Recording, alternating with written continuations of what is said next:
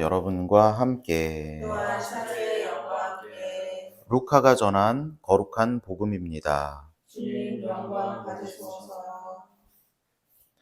그때에 예수님께서 다 말씀하시자 어떤 바리사이가 자기 집에서 식사하자고 그분을 초대하였다. 그리하여 예수님께서는 그 집에 들어가시어 자리에 앉으셨다. 그런데 그 바리사이는 예수님께서 식사 전에 먼저 손을 씻지 않으시는 것을 보고 놀랐다. 그러자 주님께서 그에게 이르셨다.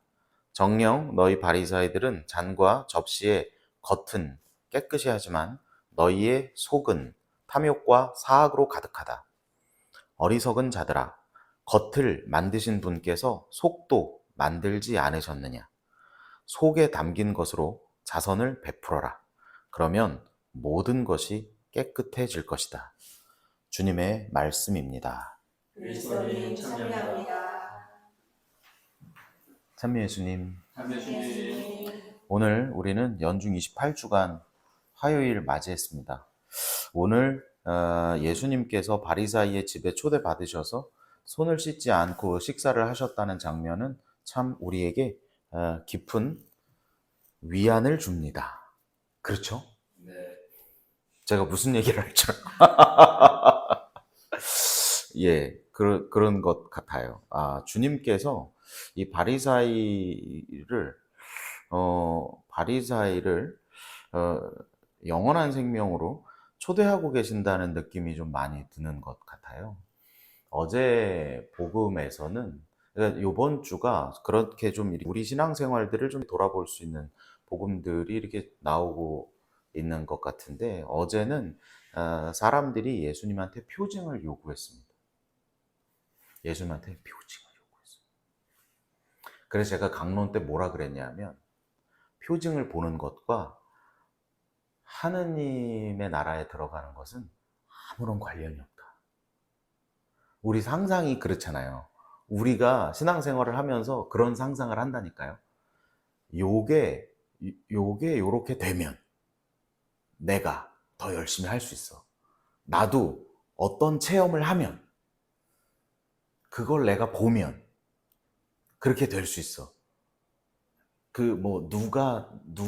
그래서 제가 어저께 강론 때 그 얘기를 안 드리려고 그러다가 길어져 갖고 잘 안 하는데, 그 남아공에서 다 돌아가셨다 살아나신 분이 있어요.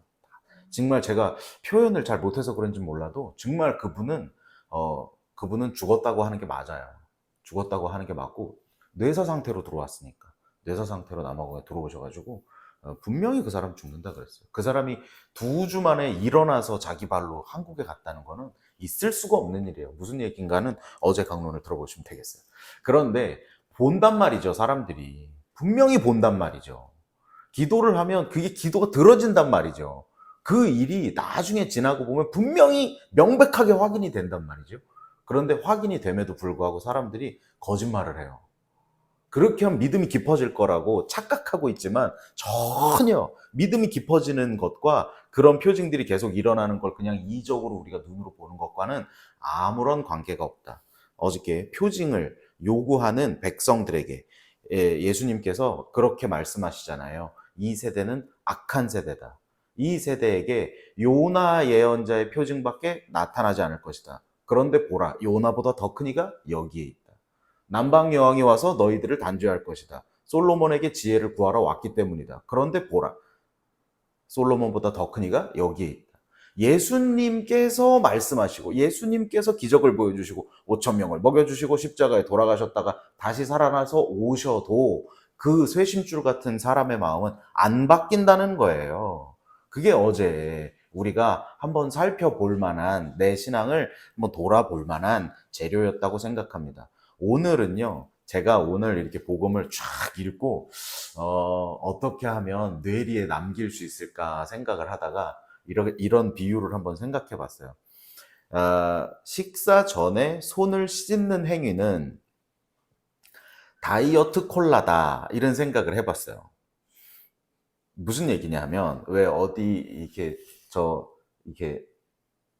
무슨 TV 같은 데서 어떤 다이어트 하시는 분들 이렇게 꼬집느라고 왜 이렇게 여자들끼리 만나가지고 막 이것도 주시고요, 이것도 주시고, 이것도 주시고, 막 누가 봐도 살찔 것 같은 양을 시켜놓고 콜라는 다이어트로 주세요.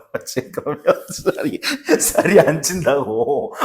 그것만 먹으면 살이 안 찐다고 착각을 하면서 다이어트 콜라를 먹으면 살이 찝니까? 안 찝니까? 그걸 먹지 말았어야지. 그걸 먹지 말았어야지. 다이어트 콜라만 먹는다고 그게 해결이 되는 게 아니잖아요. 그죠? 만약에 어떤 사람이 예수님을 사랑한다고 하면서 하느님을 신앙한다고 하면서 만약에 어떤 사람이 율법을 613가지를 하나도 어기지 않고 다 지켰다고 하자고요. 그 사람 잘했어요? 잘못했다고 할 수는 없는데 그런 일들로 위안을 삼아서는 안 된다고 저는 생각합니다. 제가 신부로 살면서 신자들한테 엄청 많이 받는 질문이 있어요. 신부님, 이건 해도 돼요?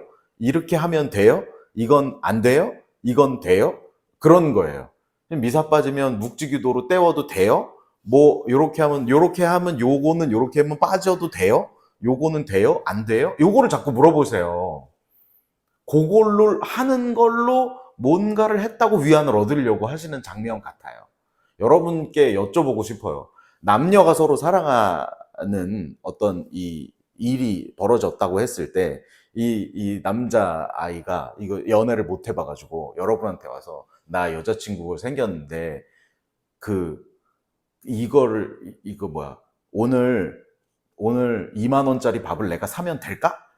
이거 기념일을 뭐를 챙겨주면 될까? 이렇게 하면 될까? 저렇게 하면 될까? 그거를 그 건으로 계속 백날 물어봐봐야 거기 그 질문과 대답에 정답이 있어요, 없어요? 뭐가 중요한 거예요? 마음이 중요하잖아. 네가 걔를 아주 지극히 사랑한다면 네가 무슨 짓을 해도 걔한테 진심이 닿을 거다. 그런데 그 진심에 다가갈 마음은 없이 나 요번에 내가 애플워치를 사주면 될까?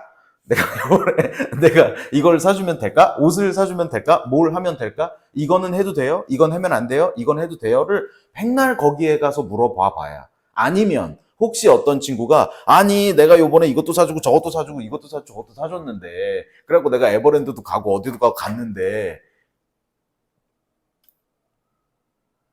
그런데 그 연애가 잘 되지 않은 것을 나는 용납할 수 없어. 난 너무 억울해. 난 내가 할 거 다 했어.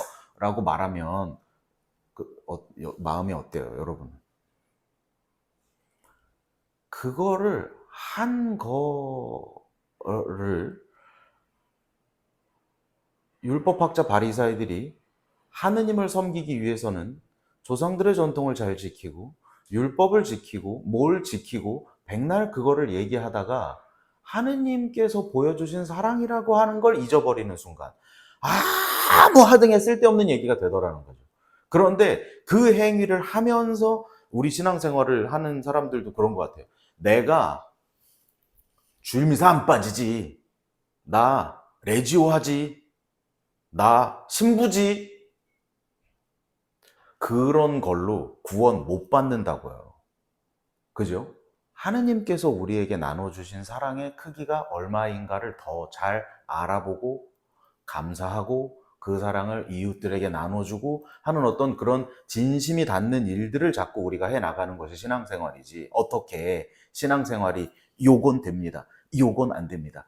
요거를 획득하시면 됩니다. 요거는 안 됩니다. 라고 하는 것이 함정으로 우리에게 다가올 수 있다고 생각합니다. 그런데 사람이 계속 그걸 깨닫지 못하기 때문에 우리가 나도 모르는 새 내 신앙이 그렇게 좀 이렇게 습관적으로 그렇게 흘러갈 수 있어요. 그럴 때 예수님께서 우리를 이렇게 한번 탁 쳐주신다는 거죠.